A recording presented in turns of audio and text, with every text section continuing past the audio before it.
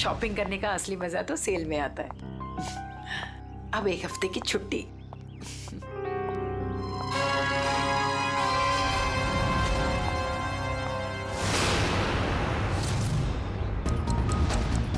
अब घर जाकर मम्मी से कहूंगी कि उनके हाथ की ठंडी लस्सी बना कर दे।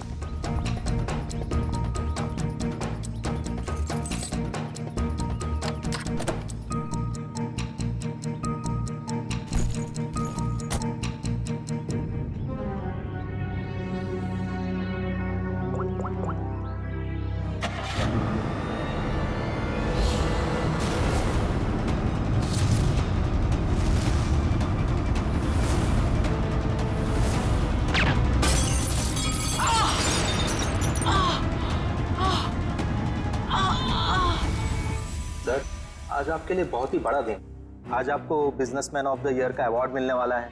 आखिर सर आपने दिखाई दिया कि इंसान मेहनत से ही सफलता के शिखर पर पहुंचता है। क्या बात है सर, आप कुछ खोए खोए से दिख रहे हैं? कोई परेशानी? नहीं, ऐसी कोई बात नहीं है। अच्छा, वो तुमने कुमार की एनुअल रिपोर्ट भिजा दी? जी सर। मुबारक हो विराज जी। जी शुक्रिया। आप ऐसे ही तरक्की की सीढ़ियां चढ़ते जाइए। हेलो, हाँ, एक मिनट रुको। विराज जी को आज इतना बड़ा अवार्ड मिल रहा है, मगर वो जरा भी खुश नहीं लग रहे। हाँ, उन्हें देख के ऐसा लग रहा था जैसे वो किसी बड़ी परेशानी में है। हाँ कहो, तुम्हारा दिमाग तो ठिकाने पे है। तुम ये डील कैसे कैंसिल कर सकते हो? छोड़ूंगा नहीं मैं तुम्हें। क्या हुआ सर? अंदर सब इंतजार कर रहे हैं आपका। ठीक है चलो। क्या हुआ? किसका फोन था? किसी का नहीं।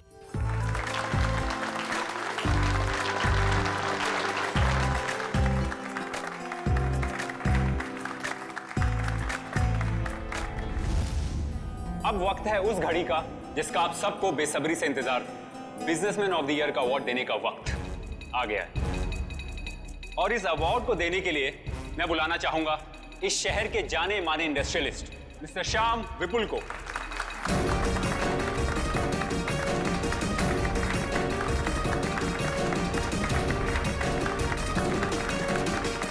जैसा कि आप सभी जानते हैं, इस साल के बिजनेसमैन ऑफ द ईयर हैं मिस्टर विराज। अब मैं चाहूंगा मिस्टर विराज स्टेज पे आएं और अवार्ड रिसीव करें।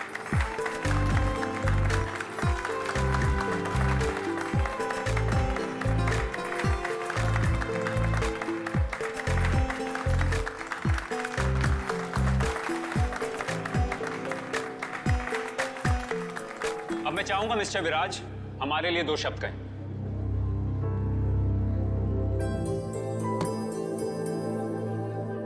आप सभी का बहुत बहुत शुक्रिया।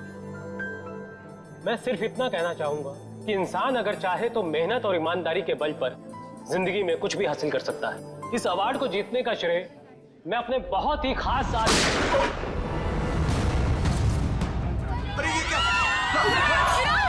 अरे गोली चली, निकला से। चलो चलो, कहीं हमें ना लग जाए। निकला से।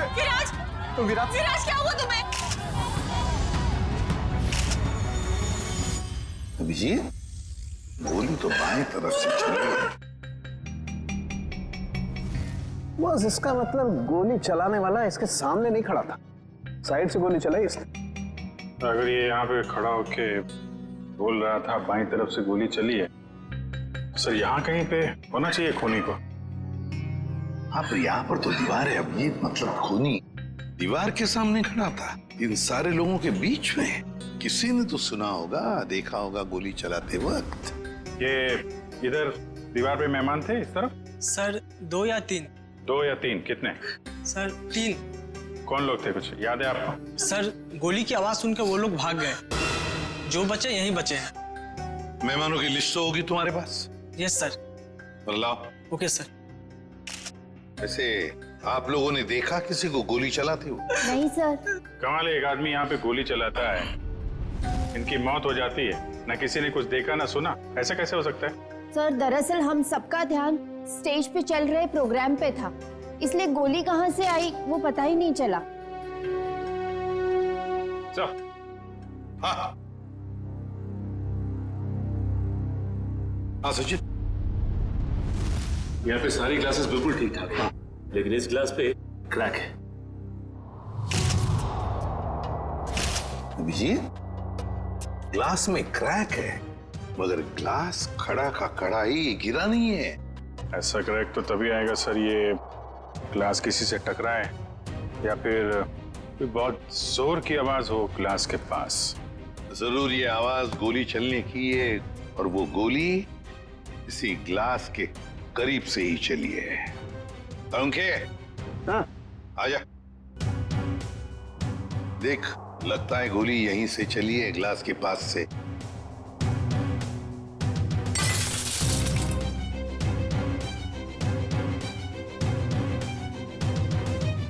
बॉस, देख करके तो ऐसा ही लगता है कि गोली यहीं से चली है। फिर भी 100% श्योर होने के लिए मैं अच्छी तरह से चेक कर लेता हूँ। चेक कर ले।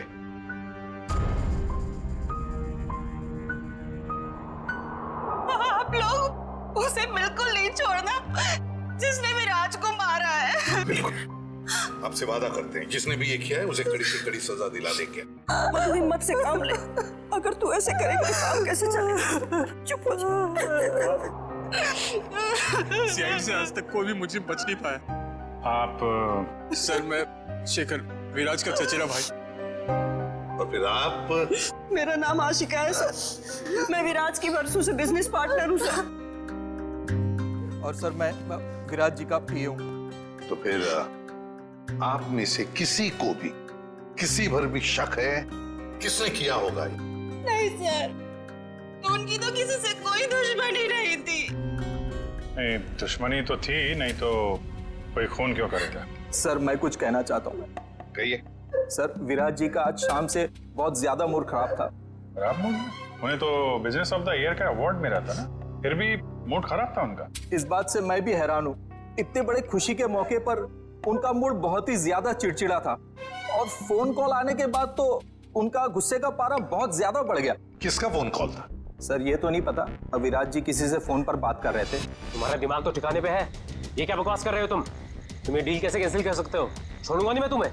ये सारी बातें हो रही थी सर। आशिका जी, आपको पता है किस डील के बारे में बोल रहे थे? मुझे इस बारे में कुछ नहीं मालूम। अरे ये कैसे हो सकता है कि आपको इस बारे में कुछ भी पता नहीं? आप तो विराज की बिजनेस पार्टनर थी ना, तो आपको तो पता होना ही चाहिए। सर मैं सच कह रही हूँ, ऐसी कोई डील ही नहीं थी जो कैंसिल हुई है। ऐसा कोई डील नहीं था जो कैंसिल हुआ है, ठीक है? अब हम पता लगा लेंगे कौन सा डील था और क्या हुआ था। मयूर सर, विराज का फोन दो।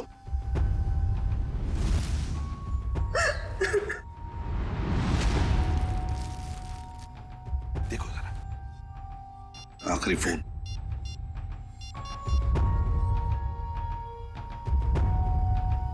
नाम तो लिखा नहीं, अनजान नंबर है। फोन लगा के देखो। फोन बंद आ रहा। फोन बंद आ रहा? अभिजीत, फोन बंद आ रहा है, इसका मतलब है विराज की मौत का जिम्मेदार ये फोन कॉल ही है। पता लगाना पड़ेगा ये फोन नंबर है किसका। मनसा, बेकार की जिद छोड़ दो ना। मम्मा प्लीज समझने की कोशिश करो, मुझे सीआईडी के पास जाना ही होगा, उनसे मदद लेनी होगी मम्मा। नहीं, मैं तुम्हें नहीं जाने दूंगी। फिर से हमला हो गया तुम पर तो। मम्मा प्लीज, मैं जो कर रही हूँ वो ठीक कर रही हूँ, लेट मी डू इट। हाँ, मैं सीआईडी के पास जा रही हूँ, क्या तुम मेरे साथ चलोगे? ओके।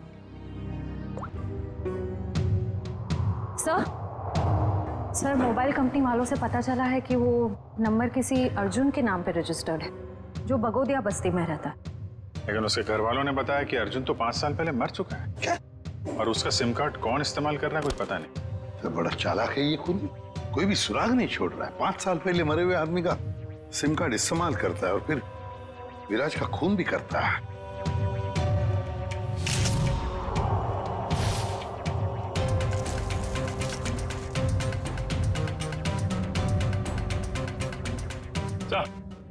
हाँ। ये देखिए सर, ये देसी कट्टा मिला है इसमें से। लगता है भूनी भागते वक्त गलती से यहाँ गिरा गया। अजीब को नहीं है सर, भाग गया लेकिन हथियार यहीं छोड़ गया। हमारे लिए? सर प्लीज हमारी मदद कीजिए, हम बहुत बड़ी मुसीबत में हैं सर। एक मिनट, कौन है आप लोग?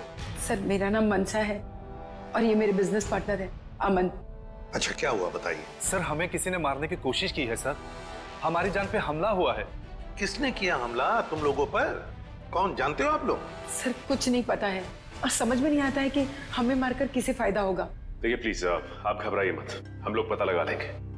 अच्छा ये बताइए कि जब आप पे हमला हुआ तो क्या आप लोग साथ साथ थे? नहीं सर, अलग अलग जगहों पे हमला हुआ, मुझ पे मेरे ऑफिस में और मंशा पे शॉपिंग मॉल के पार्किंग लॉट में हुआ सर। जी सर, कल दोपहर को करीब 12 और 1 के बीच में। कल दोपहर को? और आप लोग आज हमारे पास आए हैं? आज? कल क्यों नहीं आए? सर हम घबरा रहे थे सर, बड़ी मुश्किल से हम हिम्मत बटोर के आपके सामने आए सर।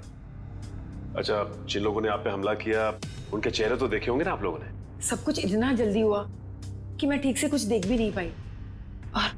और ये देखिए, गोली मेरे बाजू में लगी। बड़ी अजीब बात है, गोली चलाने वाले ने देखा तक नहीं कि गोली निशाने पर लगी है या नहीं। सर अच्छा ही हुआ कि उसने नहीं देखा, वरना शायद आज मैं आप लोगों के सामने जिंदा नहीं खड़ी होती। सर जरूर ये किसी अनाड़ी का काम है, क्योंकि अगर प्रोफेशनल होता तो ऐसी गलती बिल्कुल नहीं करता। अमन, क्या तुम पर भी गोली चली थी? सर मेरे साथ जो हुआ वो तो बहुत ही ज्यादा अजीब था सर। हेलो। अरे नहीं यार, ऑफिस में आज अकेला ही हूँ, शनिवार था इसलिए सभी लोग चले गए। मेरा भी थोड़ा बहुत ही काम बाकी है, बस मैं भी जाने ही वाला हूँ। Okay, take care, bye bye bye.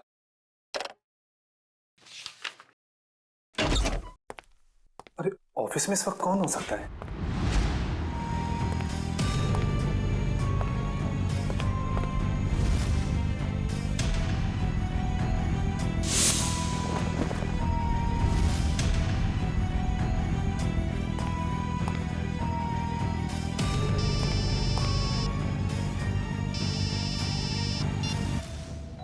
क्या उधर रुका था मैं?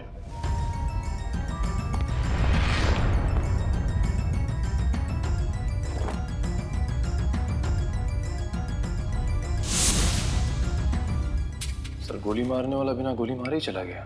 वही तो। सर ये तो बहुत अजीब है। सर जो कुछ भी हुआ, कम से कम मेरी जान तो बच गई सर। नहीं, ये तो बड़ी अच्छी बात हो गई। अब आप लोग हमारी एक मदद कीजिए उनका स्केच बनवाने में। सर स्केच तो बनवा देंगे, मगर ब्यूरो से बाहर जाने से डर लग रहा है सर, कहीं फिर से हम पे हमला हुआ तो। अब आप पर कोई हमला नहीं कर सकता। अब आप लोगों की सुरक्षा की जिम्मेदारी हमारी है। एक बात समझ में नहीं आ रही है, मंशा पर गोली चलाने वाला करीब से गोली चलाता है मंशा पर जानलेवा गोली नहीं चलाता, और जो अमन पर गोली चलाने गया था वो बिना गोली चलाए वापस चला जाता है। ऐसा क्यों? नहीं, ये कुछ अलग ही चक्कर है। सर ये रहा स्केच। Thank you. जाओ। आपको पूरा यकीन है यही लोग हैं वो? हाँ सर, लगभग ऐसे ही थे। ठीक है, थैंक यू वेरी मच। अब आप लोग जा सकते हैं, लेकिन निश्चिंत रहिए, आपकी सुरक्षा के लिए हमारे सीआईडी ऑफिसर्स तैनात रहेंगे। Thank you. Thank you sir. Shreya, देखो क्या ये दोनों पुराने पापी है क्या?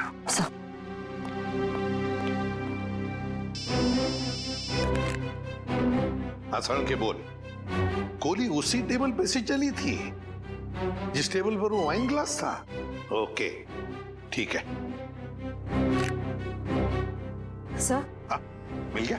नहीं सर, उन दोनों का हमारे डेटाबेस में तो कोई रिकॉर्ड ही नहीं है। कोई भी रिकॉर्ड नहीं है उन दोनों का? अच्छा, एक काम करते हैं, वो मॉल जिसके पार्किंग लॉट में मंशा पर हमला हुआ था और अमन का ऑफिस, इन दोनों जगहों के पास उस वक्त जिस वक्त गोली चली थी, उस वक्त जितने भी सेलफोन्स नेटवर्क में थे उन सब का पता लगाते हैं। पर सर ऐसे तो सैकड़ों लोग होंगे। बिल्कुल, सैकड़ों लोग होंगे, सैकड़ों फोन होंगे, मगर मुजरिम उन्हीं में से ही कोई है, उन्हीं में से ही कोई है जो सबसे करीब थे उस पार्किंग लॉट में मंशा के पास, और सबसे करीब थे अमन के पास उसके ऑफिस में। उन्हीं में से ही है जो सबसे करीब थे इन दोनों के। फ्रेडी और पंकज को बोलो पता लगाने के लिए। सर फंक्शन का फुटेज रेडी है।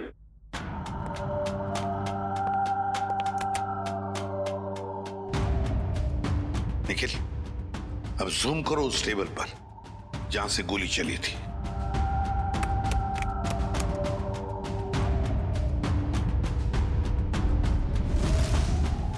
माय गॉड, सर इस टेबल पे तो 3 लड़कियां बैठी हैं। इसका मतलब इनमें से किसी ने विराज पे गोली चलाई। पता लगाना पड़ेगा है कौन ये 3 लड़कियां। इतनी लंबी लिस्ट, मुझे तो मेरे स्कूल के दिन याद आ रहे हैं और इतिहास के राजा महाराजा के नाम रट रहा हूं। ले भैया, एक और लिस्ट आ गई। इतनी लंबी लिस्ट, सर मैं बेहोश हो जाऊंगा। घबराइए नहीं सर, ये आखिरी है। अच्छा, मुझे तो नींद आ रही है। उस दिन मंशा वाले मॉल और अमन के ऑफिस के पास इतने सारे लोग थे, जो हमें चाहिए उसे ढूंढेंगे कैसे? एक काम करते हैं सर, 2-4 लोगों को फोन करके देखते हैं। हमारा नसीब शायद बुलंदी पे हो और हमें मुजरिम मिल जाए। अच्छा आइडिया है, लगा phone. Inky pinky ponky, Freddy sir loves a donkey, ये वाला नंबर है।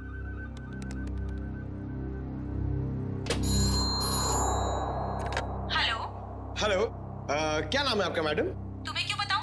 तुम्हें शर्म नहीं आती? अनजान लड़की को फोन करके परेशान करते हो।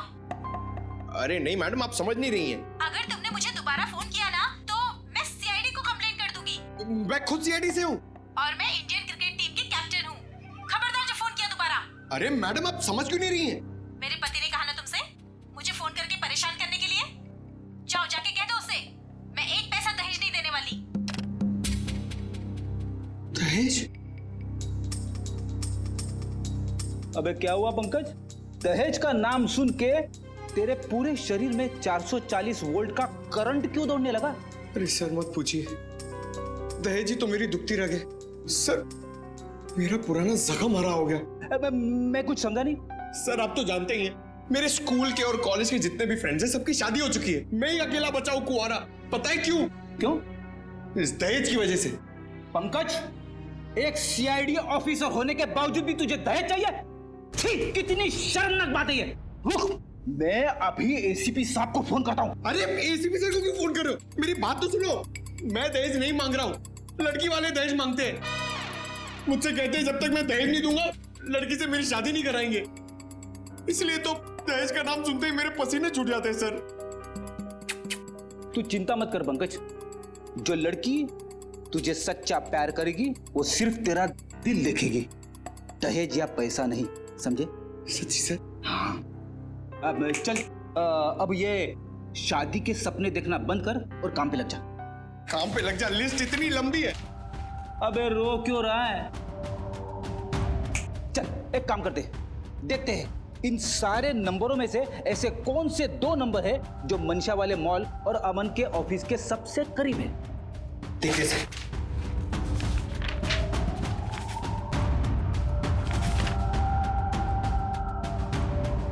सर ये नंबर देखिए सर। सर ये मॉल से सिर्फ 70 मीटर दूर है। सर ये नंबर देखिए, ये ऑफिस से 20 मीटर दूर है sir. Excuse me, yes sir. आप जरा बता सकते हैं कि ये और ये 2 नंबर किसके नाम पे? एक मिनट।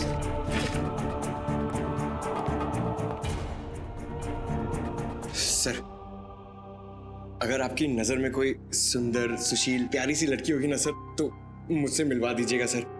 वो क्या है ना, मेरी मॉम चाहती है कि मेरे हाथ जल्दी से जल्दी पीले हो जाए। प्लीज जरा ध्यान रखो। सर ये दूसरा वाला नंबर ट्रेस करने में थोड़ा टाइम लगेगा, मगर ये पहला नंबर किसी शीतल कुमार का है। शीतल? मतलब पंकज, उस दिन मंशा को मारने कोई लड़का नहीं बल्कि लड़की आई थी। मंशा ने तो कहा था कि कोई लड़का था। ये केस तो और भी उलझता जा रहा है। एक काम करता हूँ, दया सर को फोन करता हूँ। सर क्यों बुलाया हमें यहाँ? अभी पता चल जाएगा। वो तीसरी लड़की कहाँ है जो इनके साथ में थी? सर उसका नंबर या एड्रेस नहीं मिला, यहाँ तक कि उसका लिस्ट में नाम भी नहीं था। उसका नाम भी नहीं था मेहमानों की लिस्ट में? तो फिर अभिजीत ये जरूर किसी और के इनविटेशन पर अंदर घुस गई और विराज पर गोली चलाकर भाग गई। क्या उसने विराज जी को मारा? जी हाँ, और आप दोनों उसके साथ में बैठी थी, तो उसके पास गन थी, आपने देखा कैसे नहीं? सर मेरा सारा ध्यान तो फंक्शन की तरफ था। सर मेरा भी। वाह, तुम दोनों का फंक्शन की तरफ इतना ध्यान था कि तुम्हारे बगल में बैठी हुई लड़की अपना गन निकालती है, निशाना साधती है और गोली चलाकर भाग जाती है, इसका तुम्हें पता भी नहीं था। कैसे मान सकते हैं हम ये? चलिए बताइए, और क्या याद आता है उस लड़की के बारे में? सर उसने एक बड़ा सा बैग रखा था टेबल पे और शायद इसीलिए हमें गन नहीं दिखी। कहाँ पर? सर वो जो टेबल है ना, उस पे जो फूलों का गुलदस्ता पड़ा है, उसी के पास। और वाइन का गिलास बैग के बगल में ही था? जी सर था, और वो उस बैग के साथ कुछ छेड़खानी भी कर रही थी।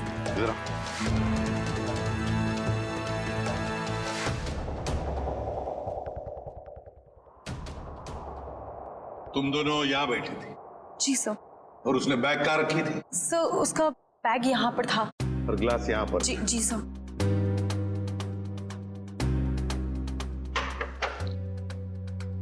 मतलब अभिजीत बैग के अंदर गन छुपा कर रखी थी। वो कह रही थी ना, छेड़छाड़ कर रही थी बैग के साथ, निशाना साधा उसने और गोली चला दी। सर उसका चेहरा तो हम देख ही चुके हैं, उसकी फोटो टेलीविजन और अखबारों में दे दें सर? हाँ, मगर उससे पहले अभिजीत सीसीटीवी फुटेज चेक करो। सर ये जो दोनों कैमरास है ये फंक्शन हॉल के अंदर के हैं और ये मेन गेट का।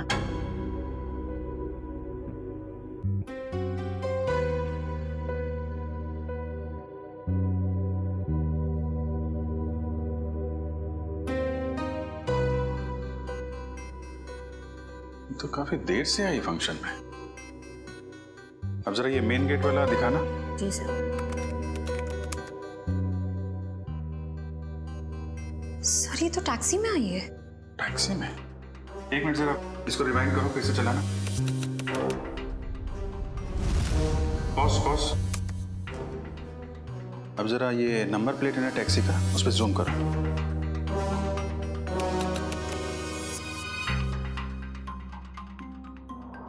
टैक्सी कंपनी से पता करो कहां से बैठी थी ये इस टैक्सी में।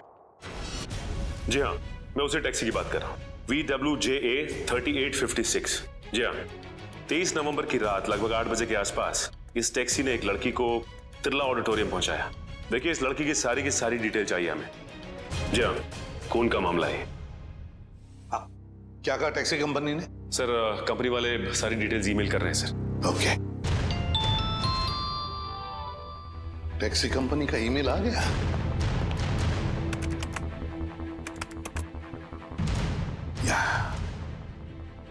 ये रहा उनका मुंबई का रोड मैप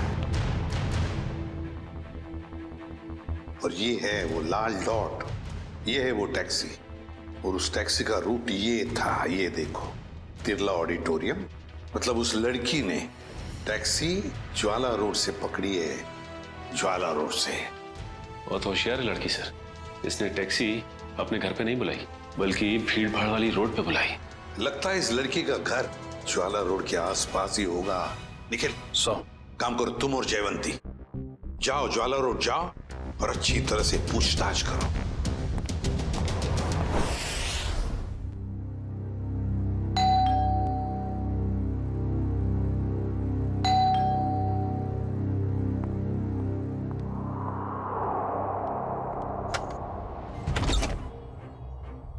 शीतल? क्या? शीतल तुम हो ना? आप लोग क्या कह रहे हैं? ये हेडफोन्स निकालोगी तब सुनाई देगा। I am so sorry. आप लोग तीनों दीपा के कजिन्स हैं, राइट? मैं आप लोग का ही वेट कर रही थी। हम लोग कोई कजिन वजन नहीं है, हम लोग सीआईडी से हैं। सीआईडी? सर सब कुछ ठीक है ना? शनिवार दोपहर 3 बजे तुम मॉल में क्या कर रही थी? कौन सा मॉल? वही मॉल जो जवाहर नगर में है। सर मॉल, मैं कोई मॉल में थी नहीं और जवाहर नगर तो मेरे घर से काफी दूर है, मैं वहां जाती ही नहीं हूँ। देखो शीतल, ड्रामा करने की जरूरत नहीं है। अगर तुम जवाहर नगर नहीं गई थी तो तुम्हारा फोन वहां कैसे पहुंच गया? पर मेरा फोन तो गुम हो चुका है, मेरे पास है ही नहीं। आप लोगों को मिला क्या? ओह, तो फोन मिल नहीं रहा है। बहाने अच्छे हैं, मगर सीआईडी के सामने ये सारे बहाने पिट जाते हैं, क्योंकि हमें ये भी पता है कि इस वक्त आपका फोन कहाँ है। यहीं पर है, घर पे। नेटवर्क यही बता रहा है। पर मेरे पास तो मेरा फोन है ही नहीं, और नेटवर्क और सिग्नल। हाँ, शायद हो सकता है कि मेरी काम वाली बाई ने चुराया हो। मैं उसे इनफैक्ट निकालने वाली थी काम से। अंदर कौन है? कोई नहीं, शायद चूहा होगा। चूहा? आप लोग कहाँ जा रहे हैं? आप लोग मेरी मर्जी के बगैर मेरे घर में नहीं जा सकते। सुनिए, आप लोग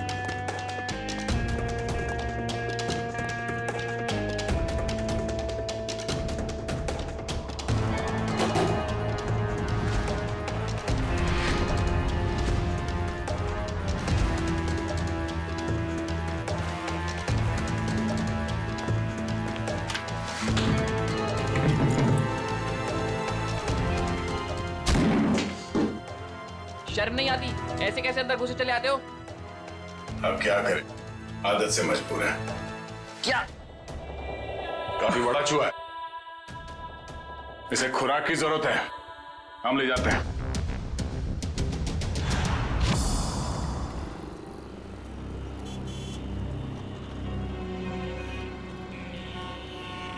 रॉम टैक्सी में यहाँ से बैठी होगी वो, लेकिन उसे टैक्सी यहाँ से क्यों पकड़ी होगी, कहीं और से क्यों नहीं? यही समझ में नहीं आ रहा है। देख भाई निखिल, तेरी समझदारी जरा मैं हिला देती हूँ। तुझे पता है, एक आदमी जब सजदत जाता है तो वो बाहर टहलने निकल पड़ता है। सजने के बाद टहलने क्यों लगता है? डिपेंड करता है, अगर जवान बच्चा हो तो कुड़ियों छुड़ियों पे लाइन मारने निकल पड़ता है, और अगर बुजुर्ग हो तो खुशी में निकल पड़ता है। लेकिन औरतों और लड़कियों का ऐसा नहीं होता। तुझे नहीं पता? नहीं। लड़कियों के बारे में कुछ तो पता होगा।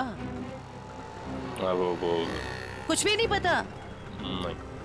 शर्मा क्यों रहा है? नहीं, वो देख, लड़की औरत जब एक बार तैयार हो जाती है तो वो ज्यादा दूर तक नहीं जाती। मतलब नहीं जाती, जा ही नहीं सकती। मतलब ये कि वो जहाँ तैयार हुई है, टैक्सी भी उसने वही बुलाई होगी। मतलब घर के आसपास? बिल्कुल। देखा था ना वीडियो में, कितनी सजी धजी हुई थी। अब इतना मेकअप और लिपस्टिक उसने होटल में बैठ के नहीं किया, घर पे किया होगा। उसका घर यहीं कहीं आसपास होना चाहिए। अब एक बात मैं आपको बताता हूँ। लड़कियों के बारे में? नहीं, बंदा जा रहता है, अक्सर दवाई वगैरह वहीं आसपास से लेता है। होशियार है तू। वो तो। चल ढूंढे उसे। Excuse me. जी? हमें कुछ चाहिए। प्रिस्क्रिप्शन दिखाओ। ये क्या है? ये प्रिस्क्रिप्शन है। ध्यान से देखो जरा। बात क्या है? देखो, हम सीआईडी से हैं। ये फोटो ध्यान से देखो और बताओ, तुमने पहले इसे कहीं देखा है? तो मेरी। ये तो मेरी। नहीं, मेरी कुछ नहीं लगती। ये तो वही है ना? अरे देखना, ये वही है ना? अरे हाँ, ये तो वही है, 11 नंबर बंगले वाली। 11 नंबर वाली? हाँ, 11 नंबर पे रहती है, घर से फोन करती है। बहुत बार घर पे दवाई भेजी हमने इसकी। क्यों, बीमार है क्या? नहीं, हट्टी कट्टी है। 11 नंबर वाली।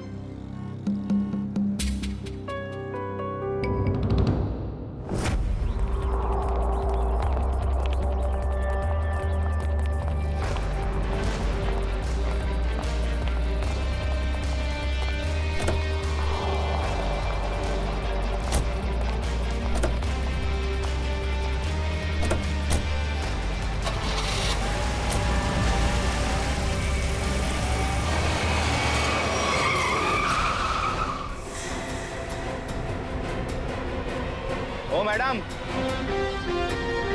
गाड़ी हटाओ।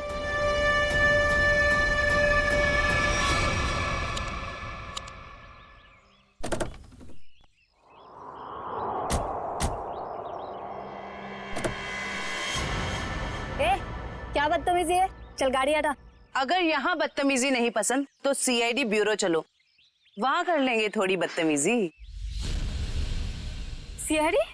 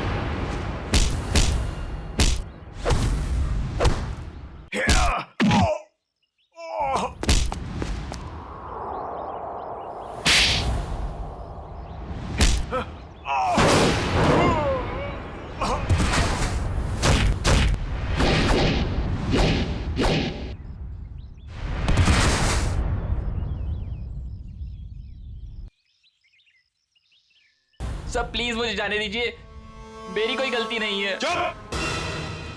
पैसे लेकर लोगों को मारते और कहते हो तुमने कुछ नहीं किया। किसने कहा था तुम्हें मंशा और अमन को मारने के लिए? प्रीतम ने। कौन प्रीतम? वो बड़ी पार्टियों से सुपारी का कॉन्ट्रैक्ट लेता है और हम जैसे लोगों में बांट देता है। मुझे मंशा को मारने के लिए कहा था उसने, और मेरे दोस्त रिंकू को अमन की सुपारी दी थी।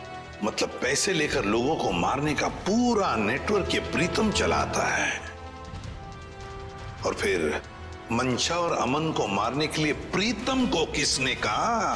प्रीतम को किसने कॉन्ट्रैक्ट दिया था? सब विराज ने। विराज? सर इसका मतलब विराज, मंशा और ये अमन का केस आपस में जुड़ा हुआ है।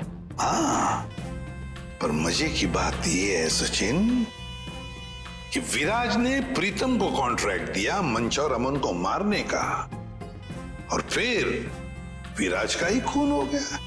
सर कहीं ऐसा तो नहीं कि अमन और मंशा ने मिलकर विराज को मरवा दिया हो? तो फिर मंशा और अमन हमारे पास क्यों आते? अच्छा, ये तुम्हें सुपारी मिली थी ना मंशा और अमन को मारने की, तो फिर तुम और तुम्हारे दोस्त नाकामयाब कैसे हो गए? नाकामयाब नहीं हुए थे सर, प्रीतम ने आखिरी वक्त पर सुपारी कैंसिल कर दी थी। प्रीतम ने आखिरी वक्त इन दोनों को मारने का प्लान ही कैंसिल कर दिया? क्यों? ये चक्कर क्या है? मुझे तो लगता है विराज की मौत के पीछे इस प्रीतम का हाथ है। दीपिका। जी सर। तुम्हें विराज को मारने के लिए किसने कहा था? प्रीतम ने। प्रीतम ने? सर मगर प्रीतम को किसने कहा होगा विराज को मारने के लिए? वो भी पता चल जाएगा निखिल। सर मुझे कितनी देर यहाँ रुकना पड़ेगा? क्या मैं घर जा सकती हूँ? क्यों? ऐसा कौन सा अच्छा काम किया है जो तुम्हें हम जाने दें? एक खूनी को बचाने की कोशिश की है तुमने, समझी? सर मैं इलेश से प्यार करती हूँ, इसलिए भाग गई थी। तो कौन सा बड़ा काम किया इलेश से प्यार करके? इसे बचाने की कोशिश की तुमने, उसे तो सजा होगी, मगर तुम्हें भी होगी सजा। चले जाओ इसे। चलो। इलेश, तुम्हारे पास प्रीतम का नंबर और एड्रेस तो होगा ना? सर मेरी बात प्रीतम से कभी डायरेक्ट हुई नहीं, हमेशा उसकी सेक्रेटरी जिया से ही बात होती थी। दीपिका, तुम्हारे पास नंबर है प्रीतम का? नहीं, मेरी बात हमेशा उसकी सेक्रेटरी जिया से होती थी। तो फिर सेक्रेटरी जिया का नंबर दो हमें। सर कोई एक नंबर हो तो बताएं, हमेशा नए नए नंबर से फोन करती थी वो। और हाँ, किसे मारना है उसकी सारी जानकारी एक लिफाफे में डालकर घर के बाहर रखती थी। नए नए नंबरों से फोन करती थी। बड़ी चालाक समझती है ये अपने आप को सेक्रेटरी जिया, लेकिन उसे पता नहीं अब उसका पाला पड़ा है हमसे, सीआईडी से। अब ज्यादा देर बच नहीं सकती वो। जिया ने जिन जिन नंबरों से तुम्हें फोन किया है वो सारे के सारे नंबर चाहिए हमें अभी, इसी वक्त।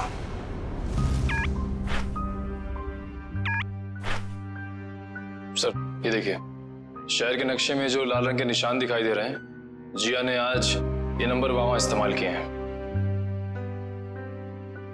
ये है वो पहला नंबर जिया ने इस्तेमाल किया हुआ।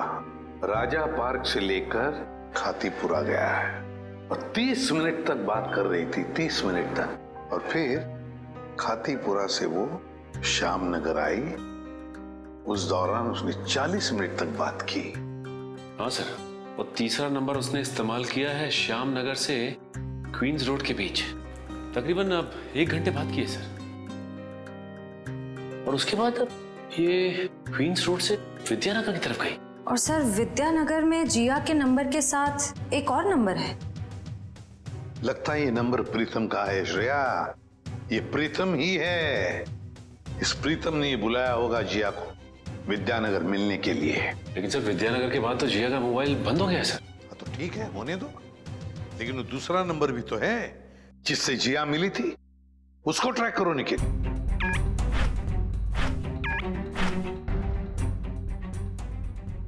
सर फिलहाल ये नंबर सिविल लाइन के किसी बंगलो में है, bungalow number 17। Civil lines bungalow number 17। Jiya, तेरी साड़ी तो बहुत अच्छी लग रही है, कहाँ से खरीदी? स्पेशली ऑर्डर देके बनवाई है। डिजाइनर है। वाह जिया, तेरी चॉइस को तो मानना पड़ेगा। एक मिनट। मेरा एक बहुत पुराना दुश्मन है, मुझे उसे मरवाना है। आप दाम जो भी चल लग जाए। लगता है किसी आशिक का फोन आया है। मैं प्रीतम जी की सेक्रेटरी बोल रही हूँ। आपका संदेश उन तक पहुँचा दूंगी। 10 लाख लगेंगे। अरे 20 लाख दूंगा, लेकिन वो बचना नहीं चाहिए। बहुत नफरत करते हैं उनसे।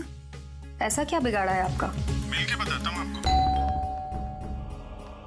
लगता है दरवाजे पे कोई आया है। मैं आपको थोड़ी देर में कॉल करती हूँ। आप? नहीं, वो मैं ही हूँ।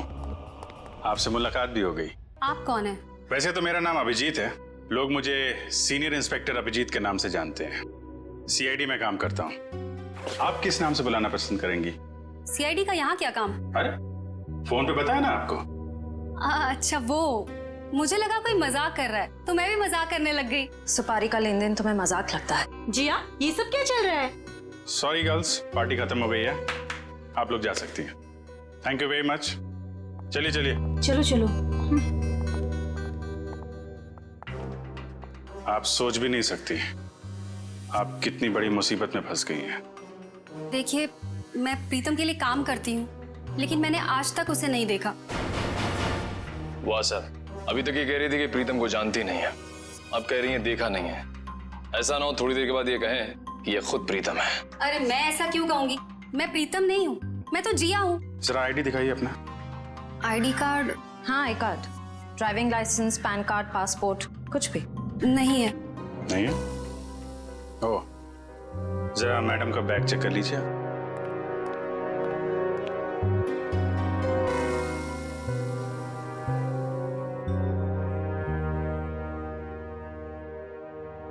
सर, इस खूबसूरत चेहरे का नाम है प्रीतम योगिता।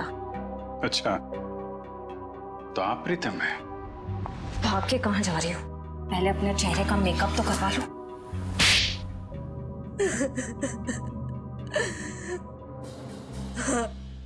मैं ही प्रीतम हूँ और मैं ही सुपारी लेने का काम करती हूँ। आज की सुपारी किसने दी थी तुम्हें?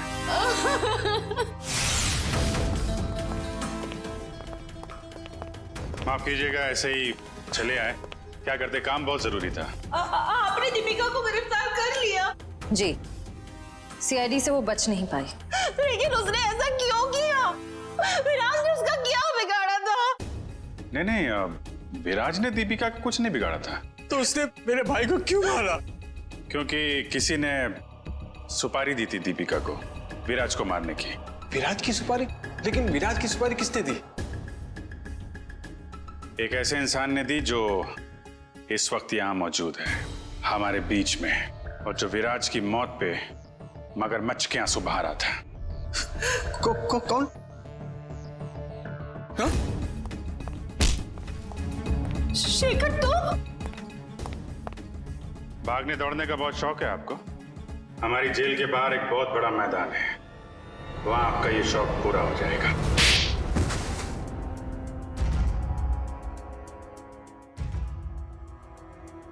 कहने के तो ये हमारा फैमिली बिजनेस था, लेकिन सच तो ये था कि पूरा कारोबार सिर्फ और सिर्फ विराज भैया चलाते थे।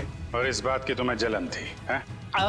क्यों नहीं होगी जलन? सारी प्रॉपर्टी उनके नाम पे, सारी फैक्ट्रियां, सारी इंडस्ट्री उनके नाम पे थी। भिखारी जैसा महसूस करता था, इसलिए मैंने विराज भैया के प्रतिद्वंदियों अमन और मनसा के साथ हाथ मिला लिया। और तुम तीनों का एक ही मकसद था, विराज की बर्बादी।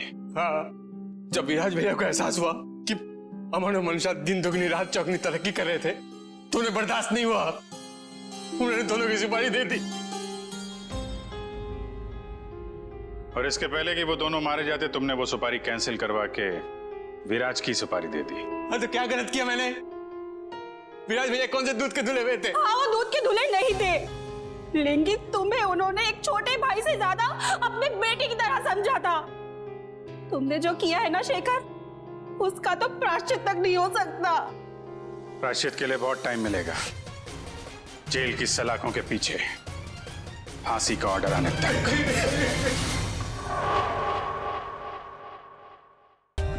For more updates, subscribe to our channel, click the show links and enjoy watching the videos.